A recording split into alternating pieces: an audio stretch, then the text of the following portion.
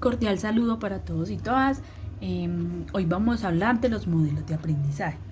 Me encuentro reunida con mi equipo de trabajo: Isabel Gallego, Silvia Rodríguez, Dani Ruiz, Licenia Ruiz y quien les habla, Juliana Velázquez. A mí me correspondió el modelo de Felder y Silberman. Richard Felder y Linda Silberman desarrollaron un modelo que explica los diferentes estilos de aprendizaje de los alumnos a partir de 4 dimensiones. Desde la dimensión del procesamiento está activo-reflectivo, que es el que los alumnos trabajan con la información recibida de 2 maneras. Este sería activamente o reflectivamente. Desde la dimensión de la percepción está sensorial intuitiva. El tipo de información que recibe el alumno es predominantemente sensitiva o bien intuitiva. Desde la dimensión de entrada está la visual, el estilo visual y verbal. Es el que la modalidad sensorial utilizada preferentemente por los alumnos es auditiva o visual. Y desde la dimensión de la comprensión está secuencial y global. Los alumnos procesan y comprenden la información de 2 maneras: secuencialmente o bien globalmente.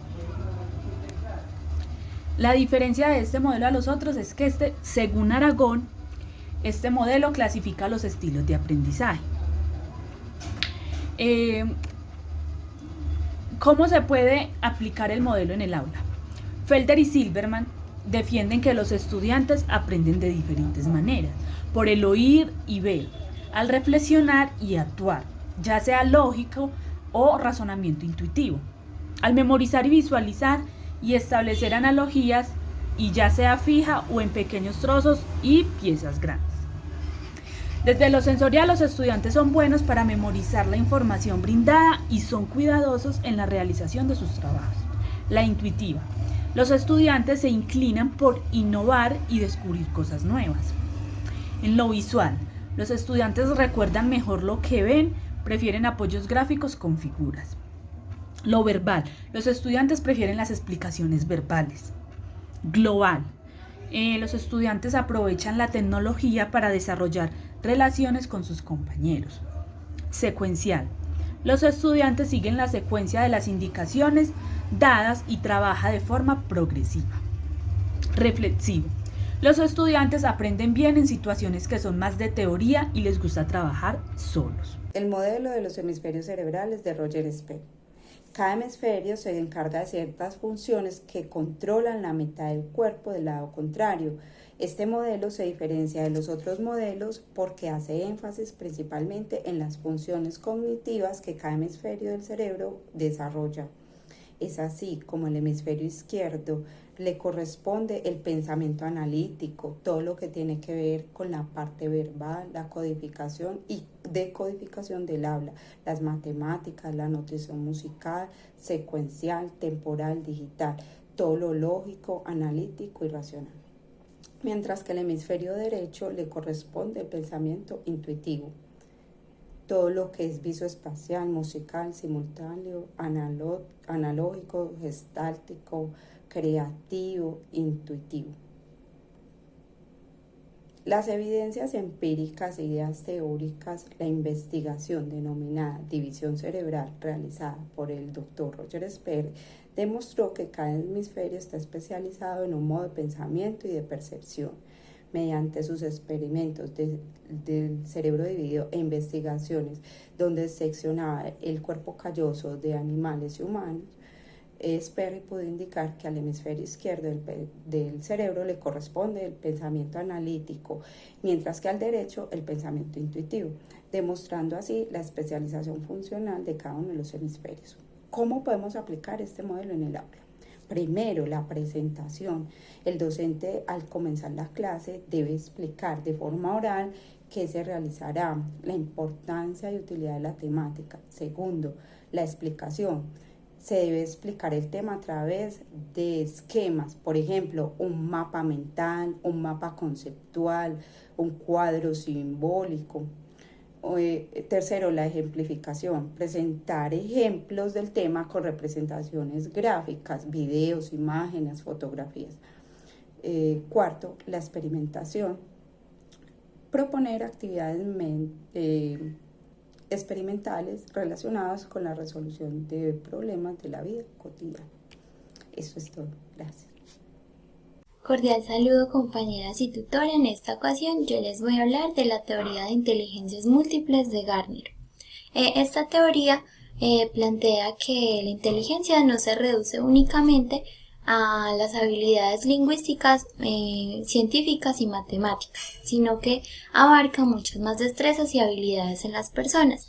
En ese orden de ideas, ninguna persona es más inteligente que otra, simplemente desarrolla inteligencias diferentes. Esta teoría toma en cuenta 8 tipos de inteligencias que pueden desarrollar las personas, que pueden ser la musical, la lingüística, la intrapersonal, la espacial, la corporal kinestésica, la interpersonal, la naturalista y la lógico-matemática. Las diferencias con otros modelos pueden ser primordialmente que en la teoría de hemisferios cerebrales se toma en cuenta que las funciones se dividen en los 2 hemisferios del cerebro. Entonces se clasifica a los estudiantes de acuerdo a su dominio del hemisferio. Por ejemplo, un estudiante domina más el derecho mientras que el otro el izquierdo. En la teoría de aprendizaje de Kolb se clasifica a los alumnos en convergentes, divergentes, acomodadores o asimiladores. En la teoría de cuadrantes cerebrales se clasifica a los estudiantes en el dominio del cortical izquierdo, el cortical derecho, el límbico izquierdo o el límbico derecho. En la teoría de Felder y Silverman se clasifica a los estudiantes en sensitivos, inductivos, visuales verbales, inductivos deductivos, secuenciales globales y activos reflexivos, mientras que en la teoría de inteligencias múltiples se clasifica a los estudiantes en las 8 inteligencias que anteriormente mencionadas. En cuanto a las evidencias de que este test se ha aplicado en diferentes lugares, una de ellas es que se aplicó en estudiantes de medicina en una universidad de Cuba, donde en una muestra de 20 estudiantes se mostró que las inteligencias que más se desarrollan son la interpersonal, la intrapersonal y la lingüística. ¿Cómo aplicar estas inteligencias en el aula? Lo primero es analizar las capacidades de cada uno de los niños y sus intereses. Los niños que más les gusta cantar, a los niños que más les gusta saltar, moverse, a los niños que son muy sociales, entre otros. Luego de esto se clasifica a los niños en cada una de las varias. Y después lo que debemos de hacer es aplicar actividades de acuerdo a sus inteligencias. Estas actividades se aplican como un apoyo para aprender los temas que se deben de ver de acuerdo a su grado. Por ejemplo, los niños con inteligencia desarrollarán actividades que incluyan canciones para que puedan aprender los contenidos. Muchísimas gracias. Cordial saludo. Mi nombre es Licenia María Ruiz Chavarría y hoy voy a hablarles del modelo de aprendizaje Kolb. Kolb supone que para aprender algo debemos de trabajar o procesar la información que recibimos. Según el modelo, un aprendizaje óptimo es el resultado de trabajar la información en 4 ciclos. Estos 4 ciclos se basan en la experiencia concreta, en la observación reflexiva, en la conceptualización abstracta y en la experimentación activa. La experiencia concreta es el momento en el que el individuo tiene una experiencia en su vida. Entonces, él pasa a una observación reflexiva que consiste en reflexionar por medio de la experiencia. Luego de ello, el individuo pasa a una conceptualización abstracta que consiste en ser capaz de aprender desde la experiencia, para luego pasar a la experimentación activa, que es donde el individuo se pone en práctica y aplica lo aprendido para pasar a nuevas situaciones. A partir del anterior ciclo se originan 4 estilos de aprendizaje de Kolb basados en las distintas experiencias, teniendo en cuenta que depende de la persona y de su forma de aprender. Estos estilos de aprendizajes básicamente se pueden ver en el sentir, en el hacer, en el ver y en el pensar. Tenemos el estilo acomodador. El estilo acomodador da paso a un alumno pragmático, que es o tiene gustos por las ideas, teorías y técnicas nuevas, llevándolas a comprobar con la práctica. Dentro del aula de clase, el alumno pragmático aplica diferentes actividades como realizar trabajos en grupo, ejercicios imaginarios, expresiones artísticas, lecturas cortas, socializaciones de discurso, entre otras. Tenemos el estilo divergente, da paso a un alumno activo. Este alumno se involucra totalmente y sin prejuicios en las experiencias nuevas, y dentro del aula de clase realiza lluvia de ideas, actividades de simulación, realización de experimentos, mapas conceptuales, rompecabezas, acertijos y adivinanzas. Tenemos también el estilo convergente. El estilo convergente da paso a un alumno reflexivo. Este alumno tiende a adoptar la postura de un observador que analiza sus experiencias desde diferentes perspectivas. El alumno reflexivo dentro del aula de clase tiende a tener realización de actividades de acción manual, proyectos prácticos como gráficos y mapas, ejercicios de memorización, resolución de problemas y demostración prácticas. Cordial saludo. A continuación voy a exponer el modelo de los 4 cuadrantes cerebrales de Hermann. Este modelo se basa en los conocimientos del funcionamiento que tiene el cerebro. Este se relaciona con los puntos cardinales del globo terrestre. Los 4 cuadrantes son el cortical izquierdo, límbico izquierdo, cortical derecho y límbico derecho.